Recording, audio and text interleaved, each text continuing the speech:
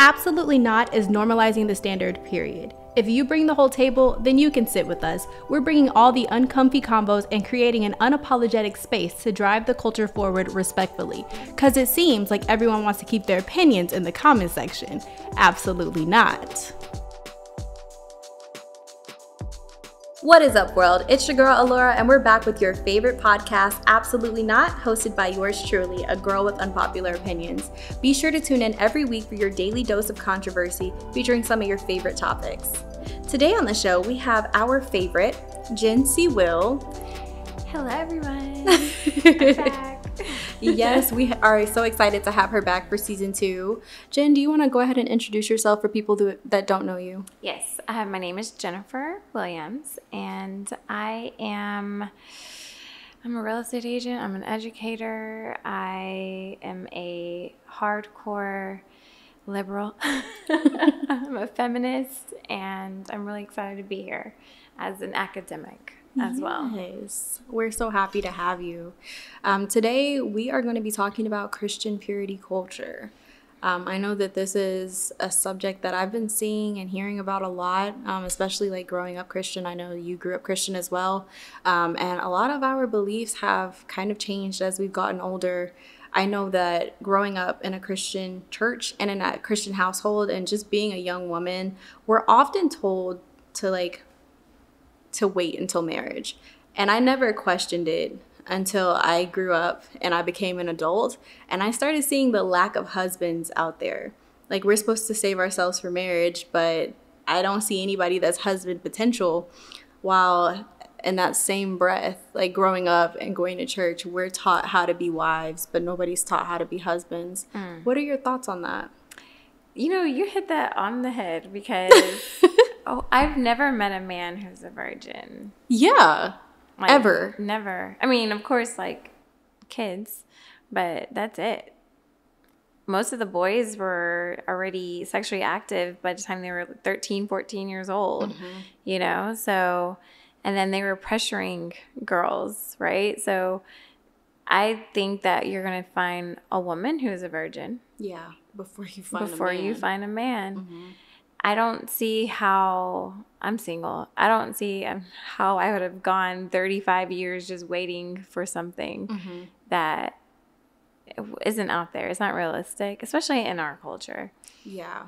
And like I said, I never questioned it until I got older. It was like an easier thing for me to wrap my head around when I was in high school because I wasn't really dating. But the more guys that I started dating and the more like disappointments I had as far as relationships, I'm like, I don't know if marriage is even on the table. So is it realistic for me to even still think this way? So when you were in high school, because you went to an all-girls school, do you think that had a part of why you were waiting so long? Yes, I definitely think that's the case because I did all-girls school for middle school. In high school, I had a boyfriend and I went to a co-ed school, but my boyfriend and I like weren't like that, if that makes sense. Like, yeah. That just wasn't our focus. Was he good? Was he good? Like a good boy? Yeah, he was a good boy. He was a really good boy. And he was just like anxious. So he's nervous to get you pregnant. He's like, I don't want to do it. I like those kind of guys. I do too. That's why I was with him for so long. Like, it was super easy. But we just, weren't on the same level. But yeah, as I got older, I had never questioned it. And then I went through a phase where like I didn't want to question it. I didn't want to challenge my own beliefs because I went so many years like on this perfect streak. I couldn't fail now. Yeah.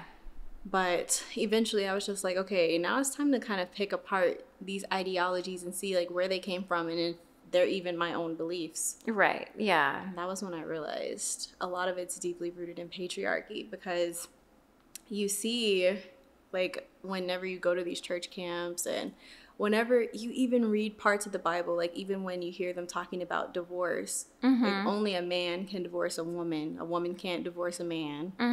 And if they do, like the woman has to leave the house, like nothing, how do I explain it? Like I think it's misogynistic that a woman can't decide to leave her husband. The husband has to decide to leave his woman. Look at it like this, because I'm a Christ follower, so I I'm a New Testament believer, and I'm looking at the red letters. Who is writing those red letters, or whose words are those? It's Jesus. It's about having a relationship. All the other stuff doesn't even matter, because the Bible, you can see so much of the patriarchy within the Bible, but can you see the patriarchy within Jesus?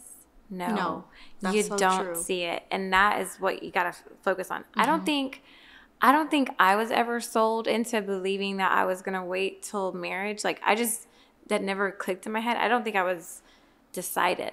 You know what I mean? Really? But I had a purity ring. Me too. I went to Daughters of Destiny. Yeah. Did you? Yeah. I had 2 purity rings. I had one from before, and then one, my oldest sister, she's 12 years older than me. I was already sexually active by this point, but she like freaked out and like randomly went and bought me a new purity ring and like gave it to me. And I'm like, why are you giving me this?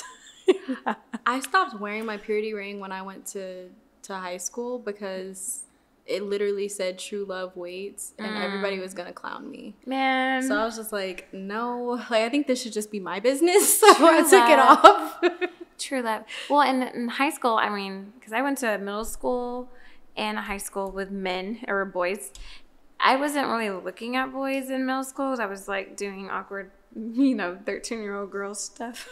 Yeah, and that's what I was gonna say. I think Braiding that's why hair. it was so easy. Like, I have always been a girl's girl. Like, growing up, I was always more focused on, like, God, I want a best friend. Like, I never, ever wanted a boyfriend. I always wanted a group of girls to hang out with. I always wanted to do girly activities. Because your daddy was strict, though. Yeah.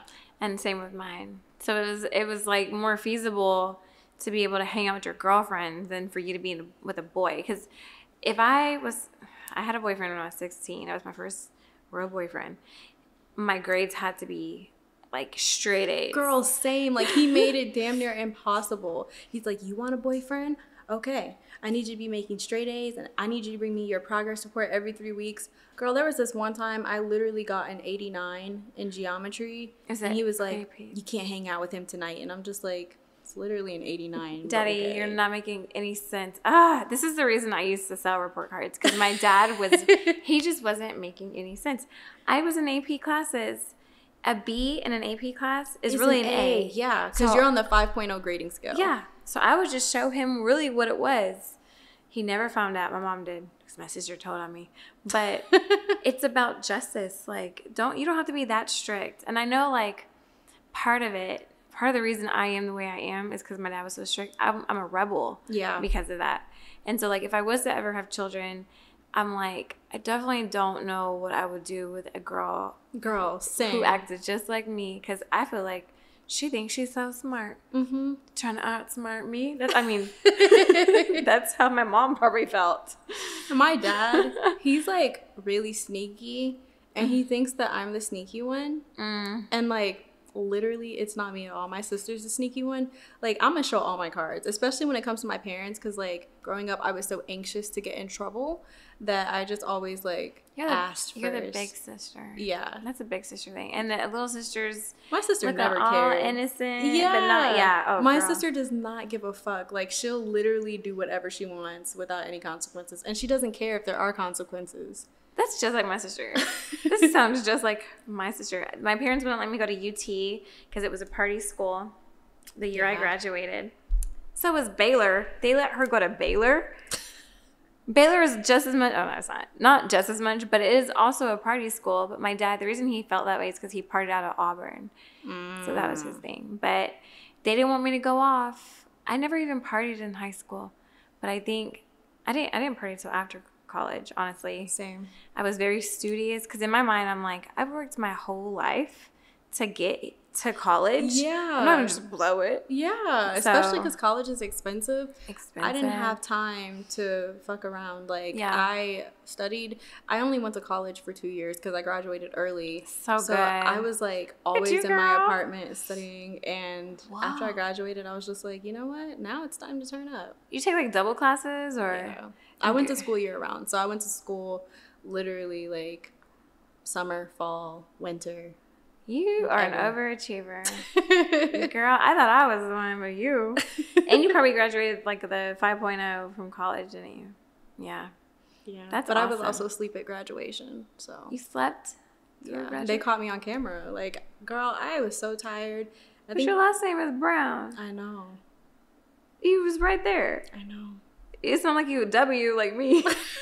I had to wait. I went to sleep after they called my name. Oh. Yeah. And so they caught me on graduation, like the little lights for my graduation hat, and I'm like, sleep like this. I would have been asleep too. I was embarrassed, but Did people wake you up? Yeah, everyone's laughing? Like, oh, you're on the camera. And I was just like, hey, everyone, sorry. Oh my God. What'd your parents say? They were laughing. I'm chronically sleepy. Oh my gosh. That is so funny.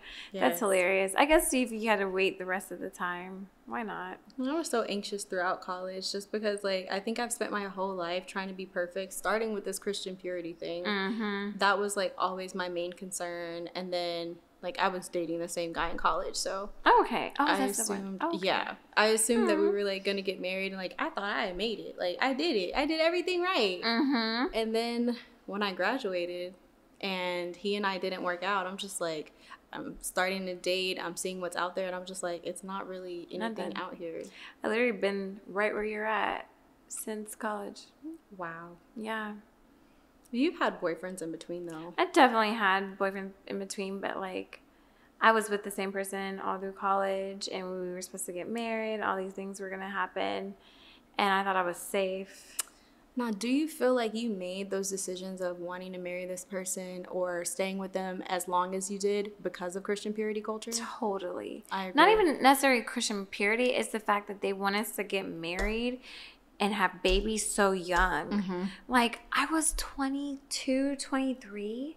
Like, that's way too young. My frontal lobes aren't even fully developed yet. Literally. I would have married somebody and then, like, looked at him years later. Probably still have been okay with him because he's not too bad. He's pretty, like, focused. But I would have made a decision like that would have affected the rest of my life before my reasoning part of my mind was fully developed. Mm-hmm. That doesn't make any sense. It's actually counter to science to me.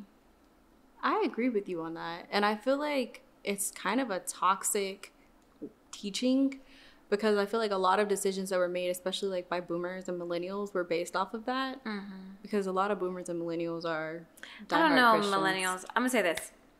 There's boomers, there's Gen X. Because I have big sisters. Oh, yes, you're right. So sorry. Boomers and Gen X. Gen X are just, they're the ones who are like their parents. Because my mom's a boomer and my dad was a boomer. So my parents had me when they were a little older, though. I think my mom's Gen X. How old's your mom? 52. I think she is, because what year is she born? 70. Oh, yeah, she is. So, because my sister is 75, and I have a sister that's 79. Mm-hmm. I'm 87. I'm at the end of the millennials, and we're actually more like Gen Z, because we do whatever you want. Yeah. That's what I'm saying. Like, it's not all millennials. I have a sister who was born in 83. Mm-hmm. She's a millennial. My sister born in 79, she's Gen X. There's only 4 years difference between the two of them. Gotcha. And then there's 4 years difference between that millennial and me. And there's difference between us two. Mm-hmm. My other sister is born in 89, so we're Irish twins. And she's on the same vibe as me. Just doing whatever she wants. Like, I'd be quiet quitting. Now, my question to you, mm-hmm. with you and your sister both having strict parents, mm-hmm. but also like having to uphold this belief system of Christian purity, do you think that you developed your sensuality and sexuality later in life? I do think that I was, honestly, it had nothing to do, I'm going to tell you what happened.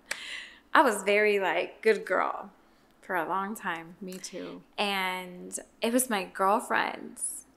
I had two situations happen. I had two girlfriends kind of pressure me into me like, you never did this. I'm not going to say it. You never did this. You never did this. And I'm like, no, I haven't. So I felt like I'm a good girl, you know? My other girlfriends, they were reading Tyree McGee. There's a book called Fly Girl. I think I've read that. This book is what opened my mind to sexuality. It was about a girl who was a young girl about my age at that time, like 15, 16, and she was having her first sexual experiences. That book described things that I didn't even know I could feel. Right? It's kind of like me with Ellen Hopkins.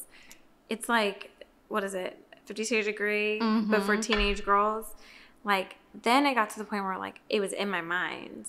Oh, so you felt like you needed to have that experience. Yes. So when you did finally have that experience, did it live up to the novel? No, because it hurt. Yeah. It was very, very painful. I actually didn't do anything for a whole year. After that? Mm-hmm. I was very scared. And so I did get into a relationship with a man, or a boy, because we were kids. I was with him for a year, and we never did anything. But he left me for a girl that would. That always happens. And you know, the people at church will be like, it's okay because he's not a man of God. Mm-hmm. A man of God will totally accept your celibacy.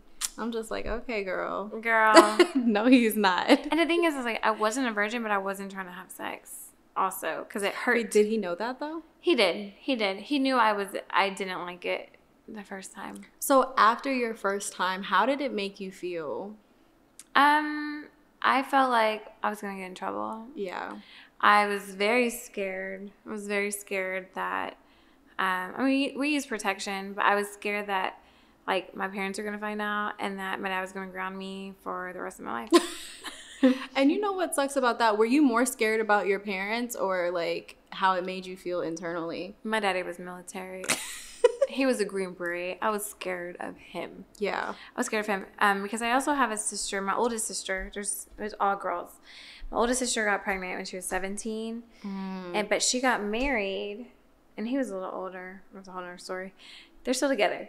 They're still together. They've had a long, happy marriage. They've been together for 30 years now. They got married when I was 5.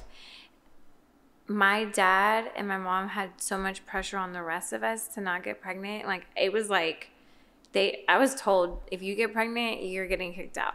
I literally was told the same thing growing up, which also, like, led to my anxiety. Because I had, like, cousins that got pregnant early.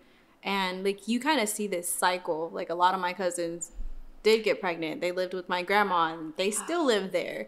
So, it made me feel like I had a certain responsibility to uphold. Yeah. But then also, like, you got to think about how Christian purity culture teaches us that it's shameful and a sin to receive any type of pleasure outside of marriage. But not only that, it also teaches you that something as basic and human is bad. Girl, like, when you're saying this, it reminds me of Sarah Jakes Roberts' story. Because, like, she's my age, okay? So when she got pregnant at 13, her daddy was America's pastor, right? And so we're in Dallas, like, everybody knows everybody, right? So I remember it being, like, the hype. Yeah. Yes, and I was 13 also.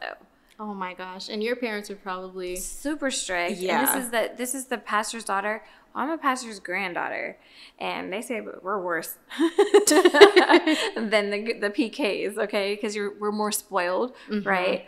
And I just remember, like, thinking, like, this poor girl is being humiliated in front of the world. Of people, yeah. But then if you go read her book, her first book, Sarah Jakes Roberts' first book, she talks about this. This is where her testimony comes from. Like, is it about... It's everything. She goes into detail about how her family was towards her, how the church was towards her. But, like, we literally are living in a time where we're witnessing the most amazing woman pastor. She is selling, Globe Life this year, what is it? I think last time I checked, she only had, like, 11,000 more seats to sell. That stadium is bigger than the Potter's House. Yeah. And I went to Women Evolve 2 years ago because I had bought the 2020 ticket. So anybody who bought those tickets got to come inside the Potter's House. Everybody else had to watch it on the online. outside. Yeah. So, you know, she is able to, like, reach women where we're at and, like, look at what God's done for her. That's why I'm a Christian, because while the patriarchy is being uplifted in the actual text, the living God, Jesus himself, is we're seeing the prophets, we're seeing how he's touched women's lives and how women are able to have the capacity to grow and to love. So now that we're on the subject of women in Christian purity culture, I find that the red flag within it is that Christian purity culture is really only directed towards women. From a young age, we're taught not to cause men to sin or to not distract them with articles of clothing. Like, there was this one time I went to a church summer camp, and I loved it. I went every summer, but whenever we would go to like Bahama Beach or whenever we would go to any type of water park, I wasn't allowed to wear two pieces. And even in my one piece, I had to wear a t-shirt over it because, you know, I was a little bit more developed than most girls. But to me, teaching that pubescent women are dangerous to both men and to adults is very dangerous. There's no accountability for men. No. And at the end of the day, like, these are just children. Yeah. You're sexualizing children. Yes. That's weird. That's weird vibes to me. Even like with Sarah's case, we never heard about him. Yeah, the guy. Yeah. Like, where is he? Still, where is he? Yeah. Where is he? And even if it wasn't like her in that situation, it's still on her. For some reason, it's on her. As if women can't enjoy sex. Girl. As if we don't have multiple orgasms. We're the ones being able to have multiple orgasms, not men. I mean, some men can, but but it's not natural. Okay? Yeah, that's not natural. But women can enjoy sex. That's crazy. Why would it feel so good if we weren't? God made our bodies. That's so true. And like, you see even teachings in the Bible or like stories in the Bible of women who did something that was distasteful. Like, if she was a harlot, they'd be stoned.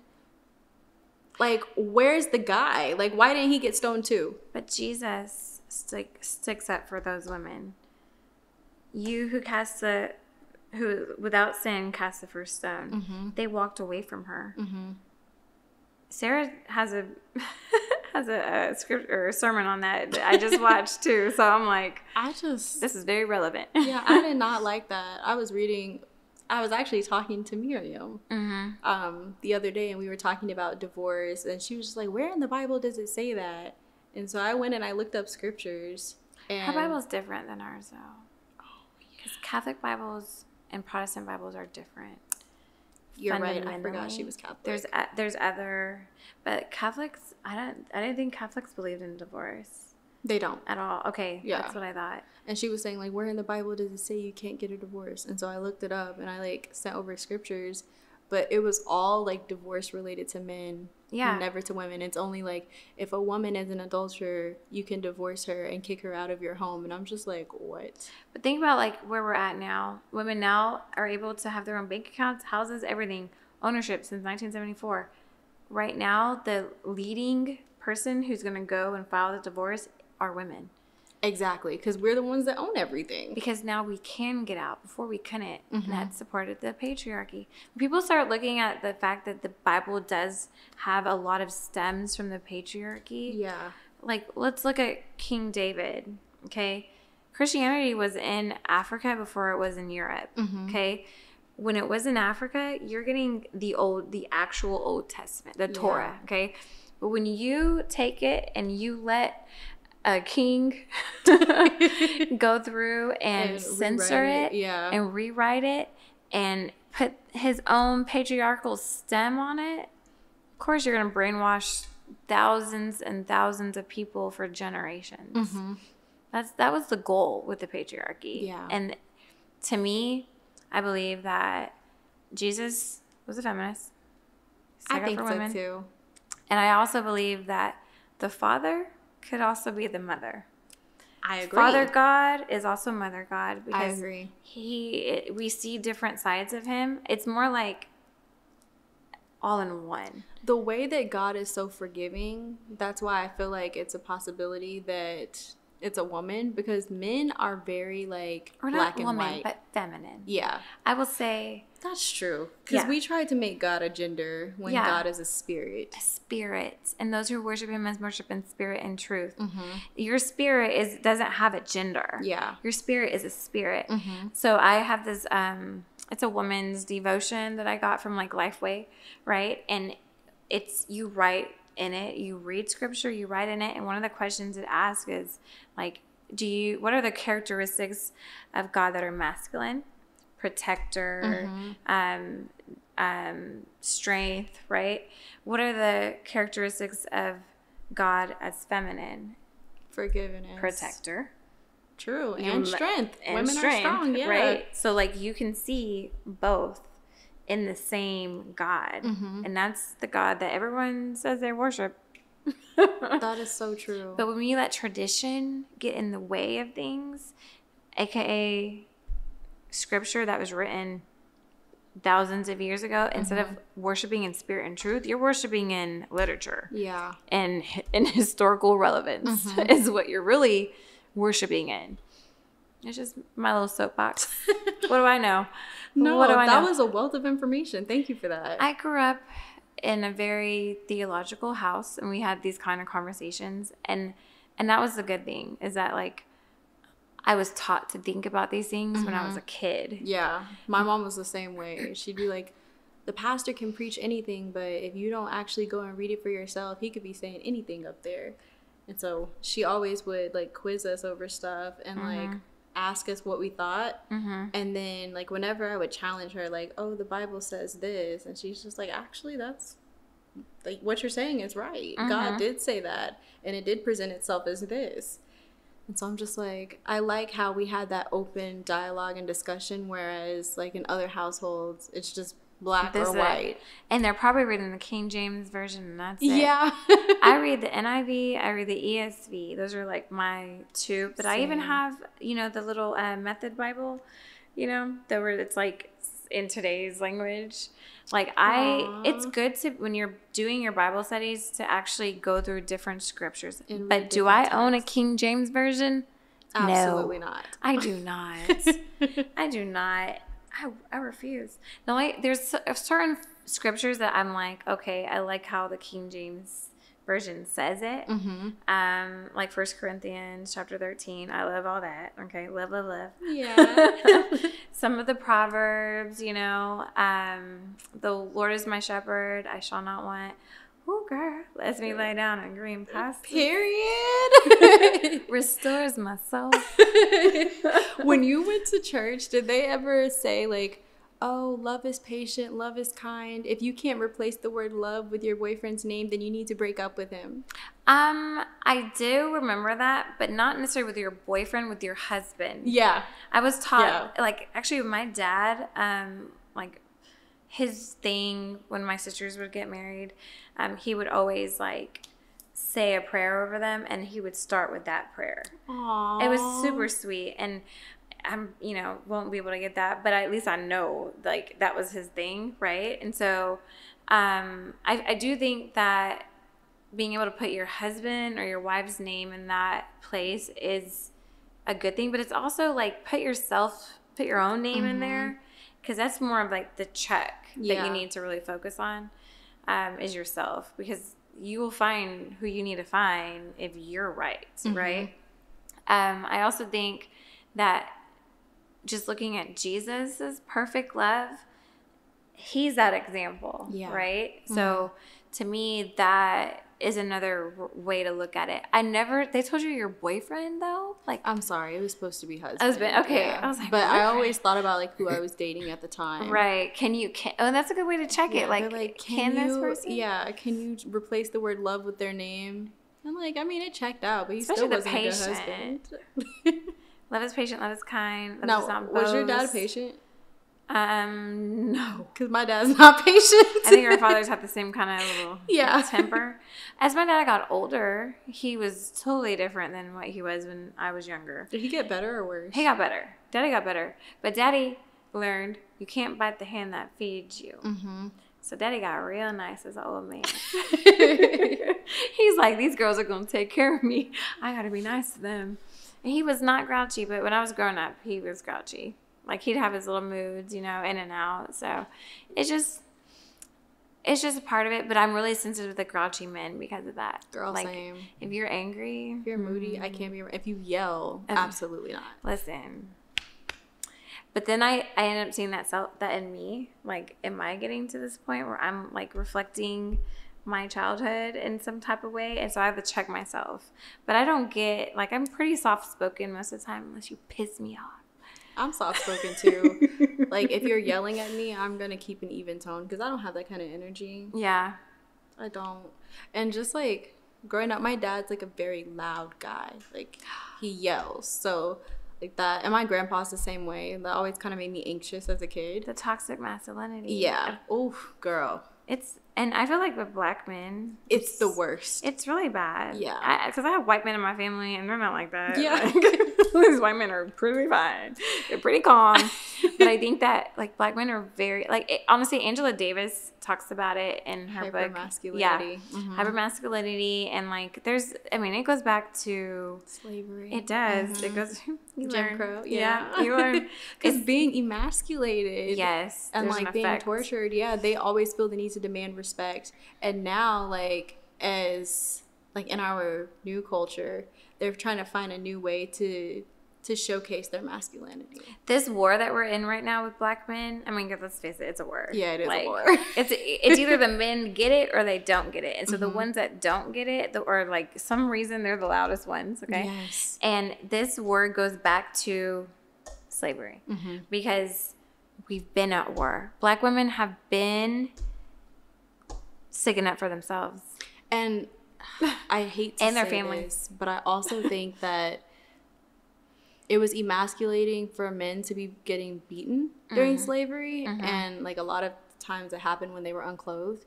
But they also watched their partners be raped. And like at that point, that Their was when children. black women realized that like we had no protection. Right. And I think that that's when black women lost respect for men.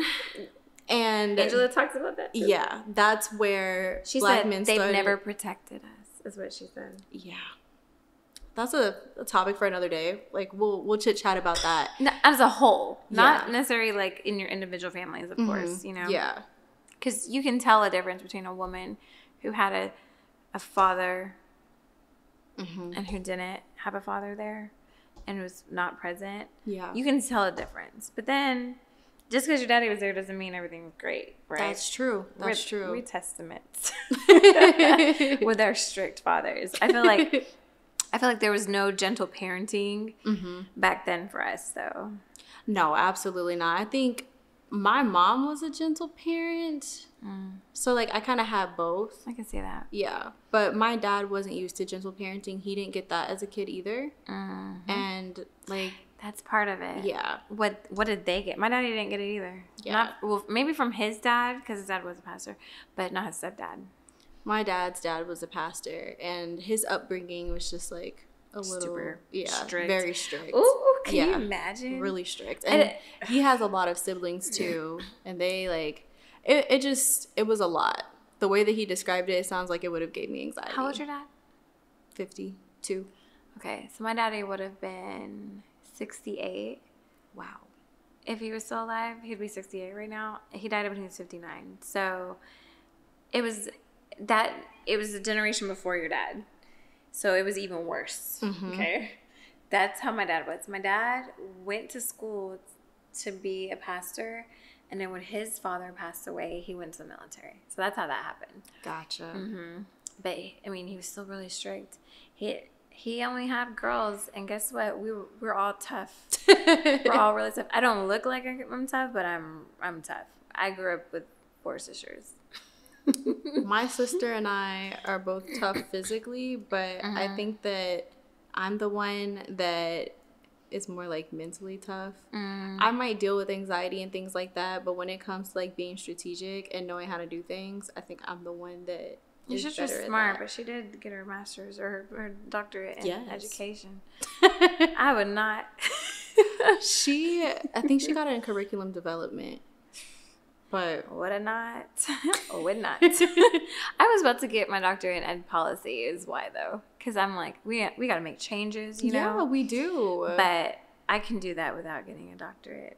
Yeah. Yeah. That's what I learned, too. I thought about going back for my master's, but I won't get paid anymore if I do. What if you get an MBA? Would that be any benefit to you just as a personal, like... Yeah, like personal development. But then that's personal development that is really expensive. Do you want to always work for somebody or no? No, but I also feel like I can do it like without it? Yeah. Okay. If you feel like that, I don't feel like that. I feel like I need an MBA. I feel like you can. Jason said you could. One of my friend Josh, he told me, he's like, Jen, you don't need that. And Yeah. I'm like, I feel like I do. But he's like, I mean, if you feel like you need it, like fill in holes, then do that. But like, I really just need to get on Coursera or Udemy and like take one of those courses. Online courses. Yeah. But I have a question for you. Okay. So like when you were growing up and in church, did you have like those little analogies that the pastor would give you, like as far as your virginity or like a woman's worth? I grew up in a very progressive church. I will say that. It was a progressive Christian church. So I didn't grow up Baptist. My dad was raised Baptist, but he didn't want us raised Baptist. And then my mom was raised Pentecostal. So like I went to a Church of the Nazarene, which is right there next to Methodist, right? Mm-hmm. And everybody knows United Methodists are like one of the most progressive Protestant groups. They were talking to all of us and telling us all, this is your body. Yeah. And like a clean white sheet of paper, which I think was racist because I was the only black person in my youth group. I didn't like that. But it was a clean white sheet of paper. They used the white paper in my church too. And they would crumble it up. And yeah, we did do that. But that was the only thing I remember. And then the purity rings. Yeah. And that was, to me, the purity rings were more traumatizing because it was like, you're married to God and true love waits. Yeah. It's like, I literally don't know what the future holds. Literally, the world could end tomorrow. I never found these good church boys who were also virgins. Like, even the most, like, faithful men that I know, like, I'm going to say this. The most faithful men I know are Muslim men. I'm just going to say it. Yeah. And even them, they're not virgins. Yeah. So I'm like, where? Where do you find these men? Right. And the ones that go to my church, I don't know if they're virgins, but the good Christian guys, they still live with their moms, like in their childhood room. It's weird. Yeah. What do they do for a living? It's kind of stifled. Pastor. But when I tell you, they live under a rock. Yeah. They're gonna be single forever. I just know that I was. He can't afford to move out. I mean, he just works at the church. They work at the church. But I was petrified for many years when like it came to going to these like church camps and seeing those analogies. But one that stood out to me the most, like they made us color a pink sheet of paper and then they made us color a blue sheet of paper.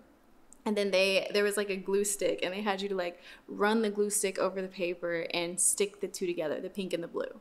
And then they're like, okay, once you stuck your papers together, take them apart and see if you can make them, if you can get them apart with them both being whole. And I think what stood out the most was like the pink sheet of paper was the one that was like ripped into shreds and had several pieces of pink stuck to the blue sheet of paper.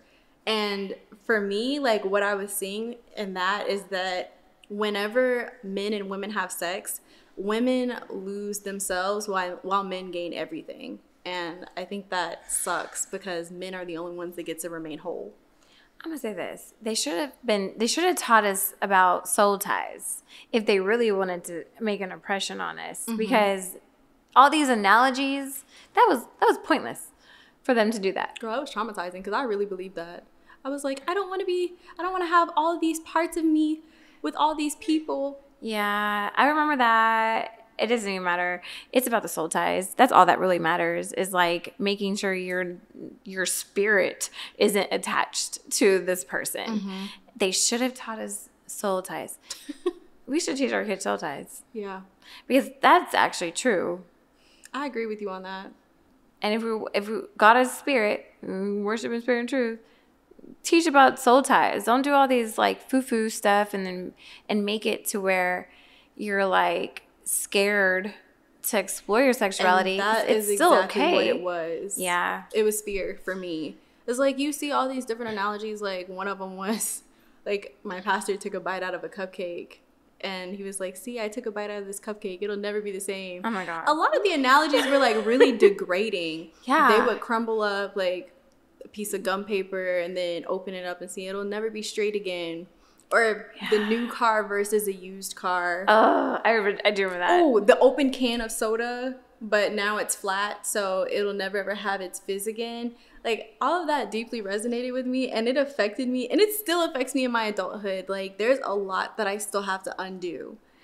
The thing is, pastors, because I was a children's pastor, and I wrote curriculum for my church, for the children's department. Aww. It is good to write with analogies when you're talking to kids and to adults about the Bible, because it can be so complex, especially like all the history and, you know, the innuendos and everything else with it.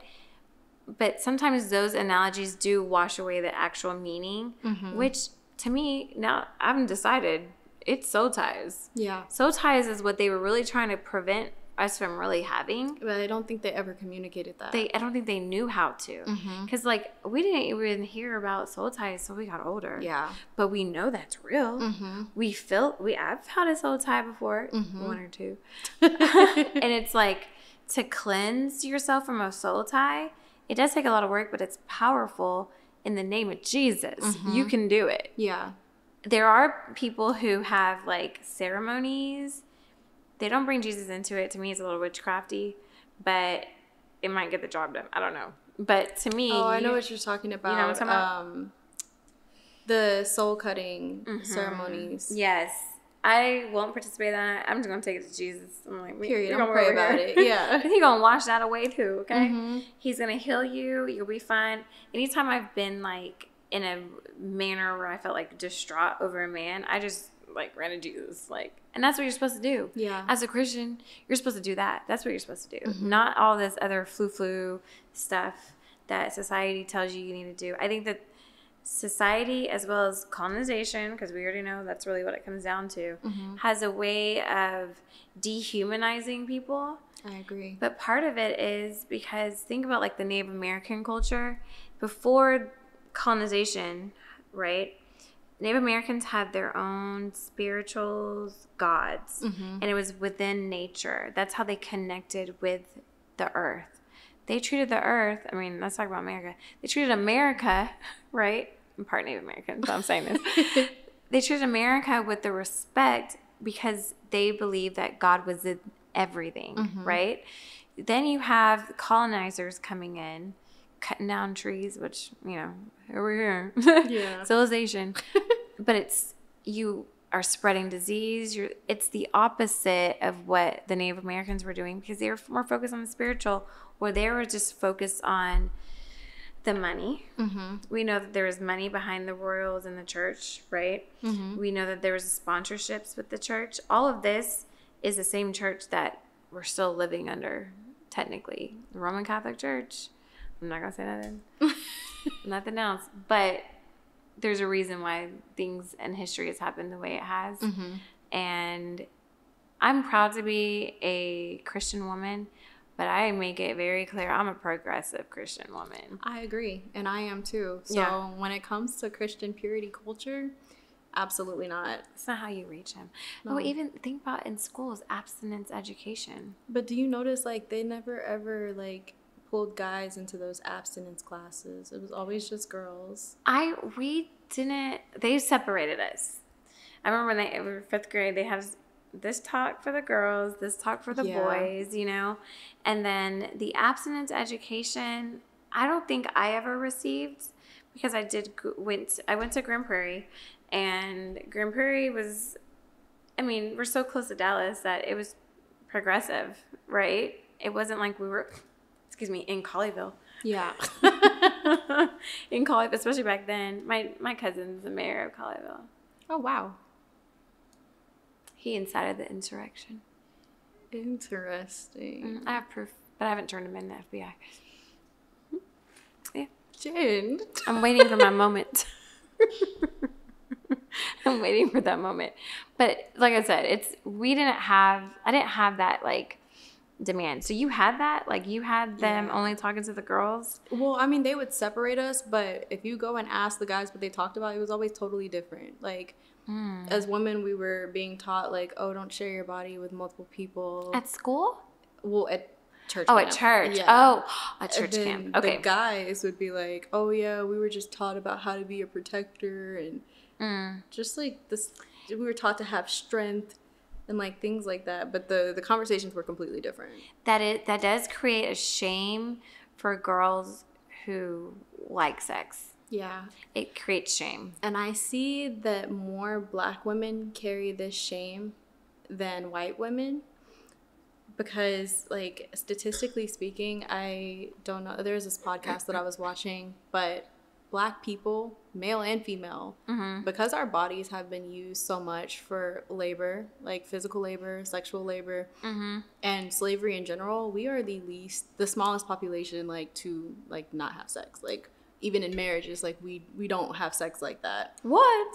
Because we're so deeply rooted in Christian purity culture. Like, we have a trauma bond with God. That's so sad. I feel like Latino women, though, I think because a lot of them are Catholic, because I have a lot of girlfriends who, to me, I see it more in them. The shame and, like, the wanting to, like, look innocent, right? That need to look innocent instead of, like, being a woman who's liberated. Yeah. I do, I mean, think about it, like, even, like, the media. What Latina woman is talking like Megan Thee Stallion? That's a good... I don't see anybody. Shakira. Ooh, baby, when you talk like that. Shakira. Yeah. Maybe, but not. It's still not the same hit. You know what I mean? It's still not like... It's not Megan. In our next episode, I want to talk about how women have weaponized their coochies through music. Women have weaponized it in all parts of life, which I think is supposed to happen. Yeah, that's powerful. I think it's like a biology thing. Like, yeah, like you as a species, this is part of your power.